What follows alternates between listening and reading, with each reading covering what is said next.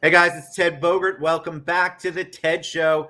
Excited to have this talented artist on the show. Good is not good enough's Ivan Smith. We're going to talk about the arts, and we have a whole litany of things we're supposed to cover. So Boris Garbe from Mills Gallery, the Mills at Park, I think. I'll let him come on and correct me later. Is the proponent of Ivan Smith, and I can already tell before we went live that Ivan and I are going to get along just wonderfully. Welcome to the show, Ivan. How you doing today? I'm okay, Boris. Like I told Boris, I'm a little tired, so I'm a little grouchy. So don't worry about it. Oh, you're I'm not. You good. don't come across grouchy. All right, good. Well, we'll talk about art and grouchy. Okay, Um, good. That'll so work. we love the audience to get to know you. Obviously, you're new to my audience, so give them a little background on you. Maybe how you got from where you were at to knowing that you art was your passion. Okay. It's never been put to me like that. Uh, I've been working hard for a long time. I'm elderly, so You look I've young to been me. I've I've thought about art for a good part of my life. I sort of dabbled in it when I was a kid. I liked to draw, and but I got caught up in just working hard, raising a family and that sort of thing. And after retiring, I got back into art. I had an eye out for how I would draw something if I ever took my time to start drawing, and I've just been putting those thoughts on paper now. So drawing is your art form, and then Yeah, is it black and white? Is it color? Is it a combination? it's charcoal, black and white, on usually on toned paper. And so, what do you use as your inspiration? Like, what inspires you as an artist? Do you just look out one day and find something, or does an idea pop in your head? I'm always fascinated by the artistic process of how that works. And you can see Ivan's poster behind him, and I that is one of your charcoal drawings, which is beautiful, by the way. Yes, yes. Thank you. I'm inspired by people, by black people. That's my life. That's I was raised in the black community by black parents and black brothers and sisters and cousins and uncles and aunts, and they've been my inspiration. They've been my inspiration. It's been a beautiful life, and I'm inspired by the Absolutely. strength. Excuse me. I've been inspired by the strength and the resiliency that we as people show. Has it been what's been your experience with the art community? You obviously started this became your full-time passion later in life. How has the arts community responded to you? Have you had a great response? Have you had any struggles? Talk a little bit about that process because one day you decide this is it. I'm gonna have a whole display exhibit. I'm gonna do this. How have you been embraced, or have you been? So far so good. I wouldn't call it an embrace. I guess Boris has embraced me, but so far pretty good. In with Barbara Chandler at the Heritage Center, Hannibal Heritage Center, and Patrick Knowles. He's now with Creality, and he has his own gallery. They've embraced me, and they've given me the opportunity to display some of my work, and also the Corridor Project. I was selected as to submit a piece to the Corridor Project, which was a project where artists who live along the I-4 corridor had Yes. an opportunity to have one of their pieces put on a billboard. And that was 6 months or so ago, maybe a little longer. And so that was on display on the billboard. And Patrick Green is the person to think about that. I love that. Tell me about Good is Not Good Enough. I love the title. Where did that come from?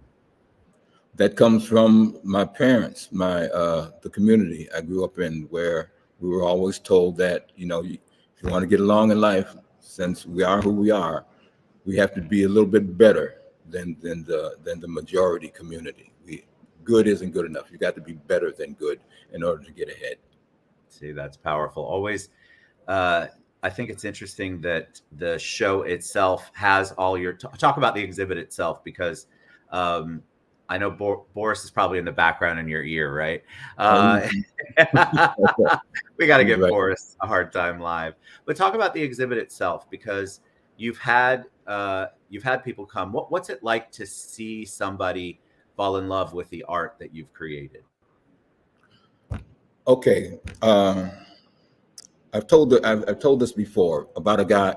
It was during the corridor project, and like I said, the art was on display on a billboard, but the actual art was on display down at City Arts downtown. And so we had a night for the general public to view the art, and I was sitting there fairly close to my art, watching the people view it. And one guy, it was a piece about Thelonious Monk, a jazz musician. And one guy was standing there. He stood there for quite a while, quite a few minutes. And then he started to wipe tears from his eyes. I started wiping tears from his eyes. And I got up and asked him about it. You know, I'm the artist. What do you think? And he told me that his father was a jazz musician, and that he loved Thelonious Monk. And this piece of art made him think of his father, and it brought a tear to his eye. It's And beautiful. he said to me that if he could afford it, he'd buy it. And I told him if I could afford it, I'd give it to you. And that's Yeah. that's the sort of thing I like for people to look at my art and to see a part of their life in it. Black, white. This guy was white. This guy was white. And to see a part of their life in it, to see their aunts, uncles, neighbors, whatever, and to see strength, courage, beauty, that sort of thing in the art. I think people who really love art, they make a connection. There's an emotional, heartfelt connection, soulful connection to it. And then you begin to realize that there's so much more behind the art, because the artist has a story too that they're trying to tell. I want to go back to one thing that you said about the good is not good enough. Have you, as a Black artist, do you feel like you've had extra struggles getting your artwork out there? Or has it been difficult because you're a Black artist living in a world where it's primarily not Black? We don't have a lot of Black artists, not here in Orlando anyway. Okay, that's the point. There are quite a few Black artists in Orlando, but they're not getting the exposure they should get. Let Correct. me, I can name a few: Weldon Ryan, Joy Hayes, Ricky Steele, Neil Phillips, Robert Johnson. There's quite a few Black artists not getting the exposure they should get, and I believe that if you're an art gallery, what you should be doing is, I understand that you're trying to sell art, that you're trying to sell art, but I believe also discovering art, finding art, true art to put on your walls. Yes. I think that should be a main focus of galleries, not necessarily waiting for someone to walk in the door and push their art on you, but you go out and find artists, go everywhere and find artists to display. And the Boris is he's good at that. He's doing it with me. He's giving me a leg up. I appreciate that. Well, Boris's gallery, I think, to me, that's the preeminent one of allowing and finding, like you said, artists that we may not know about, and giving them an opportunity to showcase their art. Because, like you said, it's a struggle to be an artist no matter what. But when you are a Black artist, us not knowing about those artists, I think is so important that Boris continues to embrace that, and he pulls artists out that nobody. I mean, you're in Winter. That's in Winter Park, right? That gallery. And so what I love about Boris and his team is that they really do go out and search the art, like you talk about, and the fact that we don't know about those other Black artists, local Black artists, is something that we all need to work harder at in our arts community, for sure. What's the big 2024 plans for you, Ivan? Just to start working a little harder, get more work out there. I'm not very prolific. It takes me a while to do a piece. I'm trying to work on working a little faster and getting more work out there. Boris asked me about my theme. What? Yeah. What is? Yeah, I'm just trying to create.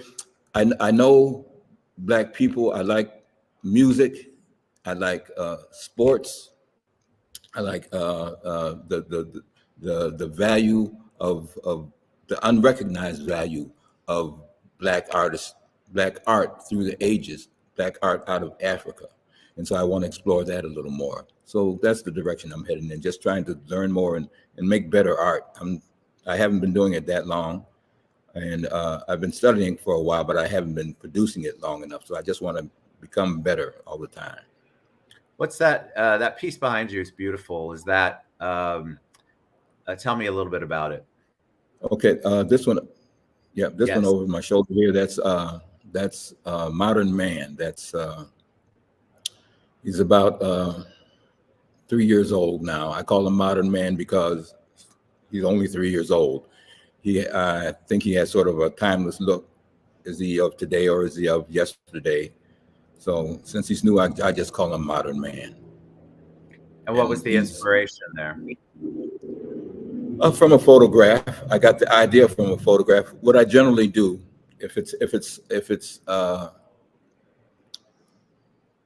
what I often do is if I see a photograph and if I like the idea of the photograph, I'll sketch the general idea and then put the photograph away and bring what I can find in my head and try and put it down on the page. I try to add dimension. It's a two-dimensional surface, and I just really try to add a third dimension to it and a personality to it. That piece is striking, by the way. I mean, it just is beautiful. Thank you very much. And I'm seeing it from long distance through a computer, and I can tell how beautiful that is. And let's talk about. I know people are going to want to know how to find your art. We don't have a website, but we're working on it. We're working on a Facebook page, correct? Yeah, we're working on a Facebook page.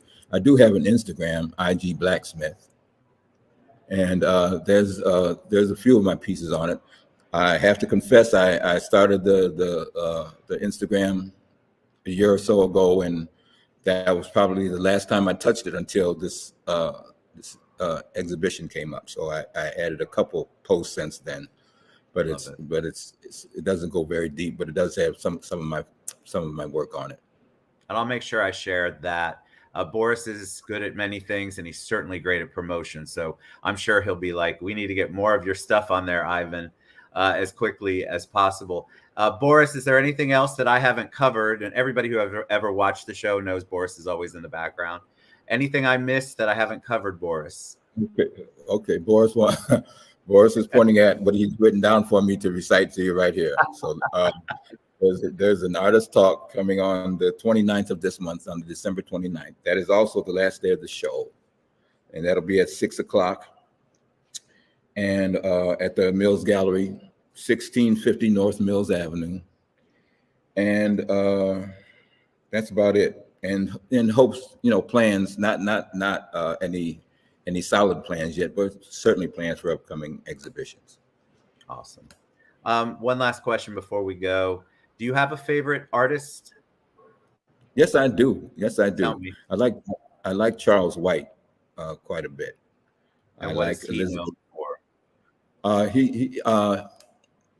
He did a lot of drawings and paintings back in the early 60s, in the 60s and 70s. You probably seen his images, but you don't know his name. Check him out. I'm sure you'll recognize some of his images. And he was a teacher. He was a teacher for a while out in California, LA, Oakland. I'm not sure. I'm not exactly sure where, but he taught for quite a while and earned quite a reputation as an art teacher. Love it. Well, I appreciate you. I don't think you were grouchy at all, Ivan. Ivan Smith's exhibition goes through the 29th of this month, where there's an artist talk actually on the 29th at Mills Gallery. all of this information is down below. You can reach out to Boris, reach out to me. I'll get you there. But get involved. Our artists are pouring their hearts and souls into their creations, and this is basically their babies that they're putting out there for you to take a look at. And we need, as a community, to get out there and support them. So go see Ivan Smith's exhibition, Good Is Not Good Enough. Ivan, what a pleasure to have you on. Honestly, I thought it was awesome. Thank you, Ted. And you're a good man. Thank you very much. I appreciate it. Thank you. All right, y'all. Get out.